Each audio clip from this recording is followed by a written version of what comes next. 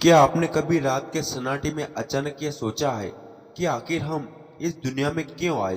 क्या केवल जन्म लेना, पढ़ाई करना, पैसा कमाना, परिवार बनाना और एक दिन इस संसार को छोड़ देना ही जीवन का उद्देश्य है? अगर यही सब है, तो फिर इतने लोग सफल होने के बाद भी भीतर से खाली क्यों महसूस करते हैं? करोड़ों की संपत्ति रखने वाला व्यक्ति भी चैन की नहीं सो पाता। क्यों? कुछ लोग सब कुछ होते हुए भी दुखी रहते हैं, जबकि कुछ लोग कठिन परिस्थितियों में भी मुस्कुराते रहते हैं। और सबसे बड़ा प्रश्न, अगर आज आपको पता चल जाए कि आपके जीवन का समय सीमित है, तो क्या आप वही जीवन जी रहे जो वास्तव में जीना चाहते थे? रुकिए, इस प्रश्न का उत्तर देने की जल्दबाजी मत कीजिए, क्योंकि आज हम जिस यात्रा पर निकलने वाले हैं वो केवल एक कहानी नहीं, यह केवल आध्यात्मिक ज्ञान नहीं, यह उस रहस्य की खोज है जिसे जान लेने के बाद मनुष्य जीवन को उसी तरह नहीं देख सकता जैसे वह पहले देखता था। हजारों वर्ष पहले एक युद्ध भूमि पर एक ऐसा संवाद हुआ जिसने समय को पार कर दिया। उस दिन जो कहा गया वह केवल अर्जुन के लिए नहीं था, वह आपके लिए भी था, मेरे लिए भी था, हर उस व्यक्ति के लिए था जो कभी डरा है, कभी टूटा है, कभी असफल हुआ है, कभी अकेला महसूस किया है, कभी जीवन का अर्थ खोजने की कोशिश की है। लेकिन इस ज्ञान को समझने से पहले हमें एक सच्चाई स्वीकार करनी होगी। हम में से अधिकांश लोग जागते हुए भी सो रहे। सुनने में अजीब लगता है, लेकिन यही सत्य है। हम सुबह उठते हैं, अपना काम करते हैं, लोगों से मिलते हैं, हंसते हैं, बातें करते हैं, योजनाएं बनाते हैं, लेकिन भीतर कहीं ना कहीं एक खालीपन रहता है। हम उससे भरने के लिए नई चीजें खरीदते हैं, नए लक्ष्य बनाते हैं, नई उपलब्धियां हासिल करने की कोशिश करते हैं, लेकिन कुछ समय बाद वही खालीपन फिर लौट आता है। ऐसा क्यों होता है? क्योंकि हम उस चीज को बाहर खोज रहे होते हैं जो वास्तव में भीतर मौजूद है। कल्पना कीजिए कि कोई व्यक्ति रेगिस्तान में खड़ा है और उसे प्यास लगी है। दूर से पानी दिखाई देता है, वह उसकी ओर भागता है, लेकिन जैसे जैसे वह करीब पहुंचता है उसे पता चलता है कि वह केवल मर्त तृष्णा थी। फिर उसे कहीं और पानी दिखाई देता है, वह फिर भागता है, लेकिन वह भी कुछ नहीं मिलता। पूरी जिंदगी इसी दौड़ में निकल सकती है, और यही आज अधिकांश लोग के साथ हो रहा। उन्हें लगता है कि अगली सफलता उन्हें खुश कर देगी, फिर लगता है अगला रिश्ता उन्हें संतोष देगा, फिर लगता है कि अधिक पैसा उन्हें सुरक्षित महसूस कराएगा, फिर लगता है कि अधिक प्रसिद्धि उन्हें महत्वपूर्ण बना देगी। लेकिन हर बार मंजिल तक पहुंचने के बाद उन्हें महसूस होता है कि वह जिस शांति की तलाश कर रहे थे वो अभी भी उनसे दूर है। और यही वह क्षण है जहाँ गीता का ज्ञान शुरू होता है।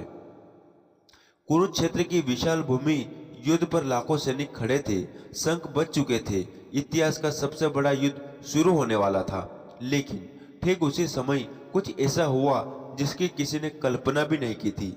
महान योद्धा अर्जुन टूट गया, उसके हाथ कांपने लगे, उसका मन भ्रमित हो गया, उसकी आंखें के सामने अंधेरा छाने लगा। खांडव धनुष हाथ से ढीला पड़ गया और उसने युद्ध करने से मना कर दिया। अब सोचिए, जिस युद्ध को दुनिया अजय मानती थी वह अचानक कमजोर कैसे पड़ गया? क्या उसके पास अनुभव नहीं था? क्या उसके पास साहस नहीं था? फिर समस्या क्या थी? समस्या बाहर नहीं थी, समस्या उसके भीतर थी। और यही वह जगह है जहाँ गीता हमारे जीवन से जुड़ा जाती है, क्योंकि हमारा सबसे बड़ा संघर्ष भी अक्सर बाहर नहीं होता। हम सोचते हैं कि हमारी समस्या परिस्थितियां है, हम सोचते हैं हमारी समस्या पैसा, नौकरी, रिश्ते या किस्मत है, लेकिन कई बार वास्तविक समस्या हमारा अपना मन होता है। वही मन जो अतीत को बार बार दोहराता है, वही मन जो भविष्य की चिंता करता है, वही मन जो हमें हमारी शक्ति भूलने पर मजबूर कर देता है। अर्जुन के साथ भी यही हो रहा था। वो अपने सामने खड़े लोगों को देख रहा था, अपने गुरु, अपने मित्र, अपने रिश्तेदारों, और वह सोच रहा था कि युद्ध ही उसकी समस्या है। लेकिन श्री कृष्ण जानते थे कि युद्ध समस्या नहीं है, समस्या मोह है। समस्या वो सत्य को भूल जाना है जो जीवन का आधार है। और तभी श्री कृष्ण मुस्कुराए। कल्पना कीजिए उस दृश्य की, चारों ओर युद्ध का शोर, लाखों सैनिक, मृत्यु की संभावना, और उन सबके बीच श्री कृष्ण शांत थे। क्यों? क्योंकि जो सत्य को जान लेता है उसके भीतर एक ऐसी स्थिरता जन्म लेती है जिसे बाहरी परिस्थितियां हिला नहीं सकती। श्री कृष्ण ने अर्जुन से पूछा, तुम किस बात का शोक कर रहे हो? क्या तुम उस शरीर के लिए दुखी हो रहे, एक दिन नष्ट होना ही है, या उस आत्मा के लिए जो कभी नष्ट नहीं हो सकती? यह प्रश्न केवल अर्जुन से नहीं पूछा गया, यह प्रश्न हम सबसे पूछा गया था। हम अपने जीवन में कितनी चीजों को स्थायी मान लेते हैं। हम सोचते हैं कि हमारी पहचान हमारा शरीर है, हमारा नाम, हमारा पद है, हमारा बैंक बैलेंस, हमारे रिश्ते हैं। लेकिन समय धीरे धीरे सब बदल देता है। बचपन चला जाता है, युवा अवस्था भी चली जाती है, चेहरा बदल जाता है, परिस्थितियां बदल जाती है। लेकिन एक चीज है जो इन सब परिवर्तनों के बावजूद भी वही रहती है, एक ऐसी चेतना जो हमेशा मौजूद रहती है, एक ऐसा अस्तित्व जो हर अनुभव का साक्षी है। और श्री कृष्ण अर्जुन को उसी सत्य की ओर ले जाने वाले थे।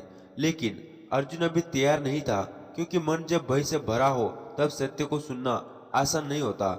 इसलिए श्री कृष्ण ने पहले उसके भाग्य को और भय को समझा, उनके भ्रम को समझा, और फिर धीरे धीरे उस ज्ञान की ओर ले जाना शुरू किया जो जीवन और जो केवल उसके नहीं पूरी मानवता का मार्गदर्शन करने वाला था।